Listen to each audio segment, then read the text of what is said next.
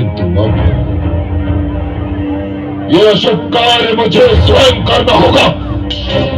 अपने संसार देखेगा कि एक पिता अपने पुत्र का वध कैसे करता है।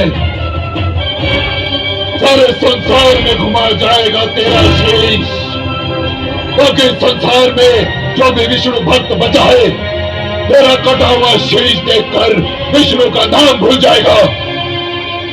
मैं यहां बैठे सबको चेतावनी देता हूं कि कोई मेरे और इस दुष्ट के बीच आने का साहस न करे।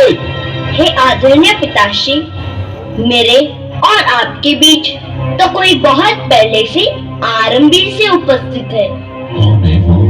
मेरे श्री विष्णु भगवान। नहीं प्रहलाद, कौन है वो? मुझे क्यों नहीं दिखाई देता? आप अपने मन से झूठा अहंकार हटा दीजिए, वे आपको भी दिखाई दे जाएंगे। झूठ बोलता है तो झूठ बोलता है।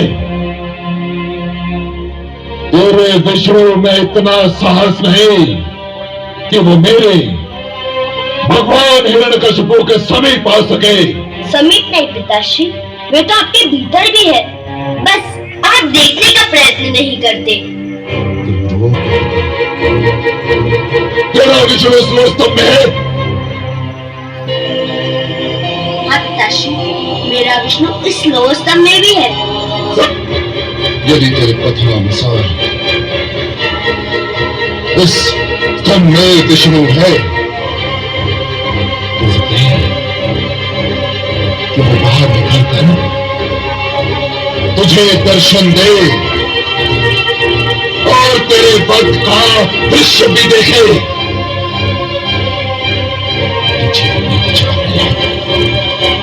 अब तू जीवित नहीं बचेगा।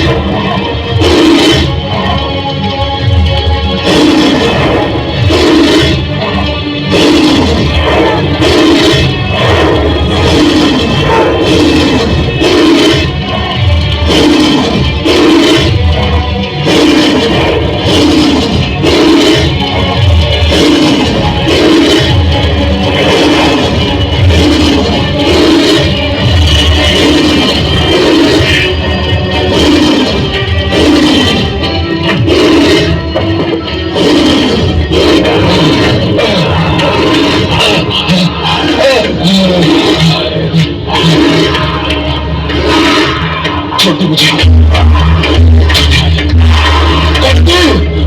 मैं तेरी मृत्यु हूं धूर्त, तेरा काल नहीं। मैं नहीं मर सकता। मैं भगवान हिरण्यकशिपु हूं, मैं नहीं मर सकता। क्यों नहीं मर सकता दुष्ट? क्या तूने किसी माता के गर्भ से जन्म नहीं लिया है? ब्रह्मनाथ जी ने मुझे वरदान दिया है। क्या वरदान दिया है? कि ना मैं दिन में मर सकता हूँ रात्रि में। तो देख दुष्ट, इस समय न दिन है न रात्रि, ये संध्या काल की बेला है।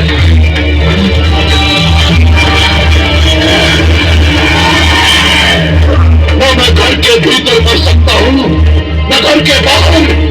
तू न घर के भीतर है न घर के बाहर, तू इस समय चौखट पर है।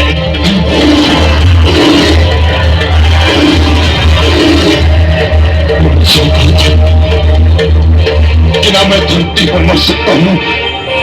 आकाश में ब्रह्मा ने सत्य कहा था।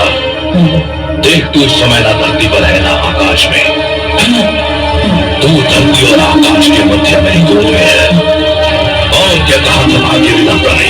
उन्होंने कहा कि ना मुझे पशु मान सकता है न मानव। मुझे ना कोई पशु मानेगा ना मानव।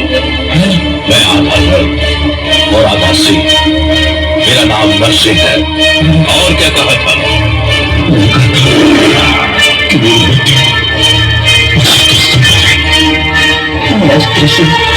मेरे हाथ में ना कोई अस्त्र है ना शस्त्र। मैं अपने नखों से तेरा पुत्र चीर कर तेरा वध करने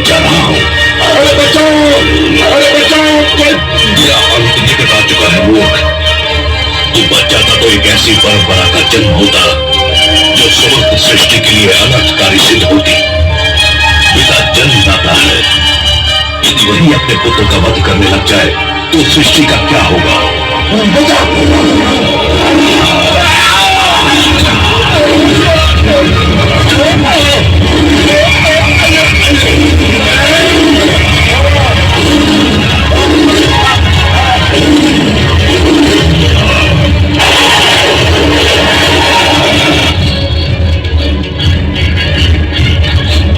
पापी, महापापी, अधर्मी, तूने मेरे भक्तों, संतों, महात्माओं और सत्य के पथ के पथिकों का जीवन संकट में डाल दिया था।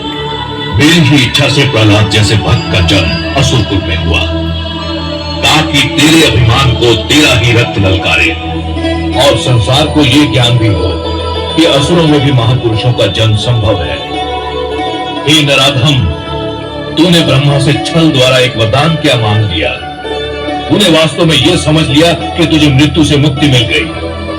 मूर्ख, परमेश्वर के अतिरिक्त जन्म और मृत्यु के चक्र से कोई मुक्त नहीं है। तेरे मन में यह भ्रम समा गया कि तू श्रेष्ठ है, तू सर्वशक्तिमान है। हे दुर्बुद्धि, हे दुर्मते, केवल ईश्वर श्रेष्ठ है। ईश्वर, केवल ईश्वर सर्वशक्तिमान है।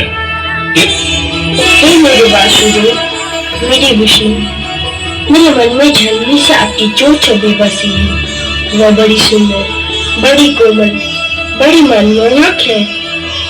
मैंने हर पल उसी छवि को पूजा है। हे जगदीश्वर, मुझे आपके स्वीकार रूप से डर लग रहा है। मैं जानता हूँ आपके क्रोध का कारण है मुझे दी जाने वाली यातनाएं, मुझे पहुंचाया जाने वाला कष्ट। उन यातना और कष्ट का आपकी कृपा से अंत हो चुका है। हे वासुदेव, विश्वास कीजिए, मैंने आपसे अपने भाई अल्लाद और गुर्जर शंडर अमर के जीवन की भिक्षा अवश्य मांगी थी, परंतु पिताश्री के जीवन की भिक्षा कदापि नहीं मांगूंगा। वे आपके बैरी थे, आपने न्याय कर दिया। अब आप शांत हो जाइए और मुझे अपना वह मधुर रूप दिखा दीजिए जो मेरे मन में बसा हुआ है। हे वासुदेव, मेरी विनती सुन लीजिए, मेरी प्रार्थना स्वीकार कर लीजिए।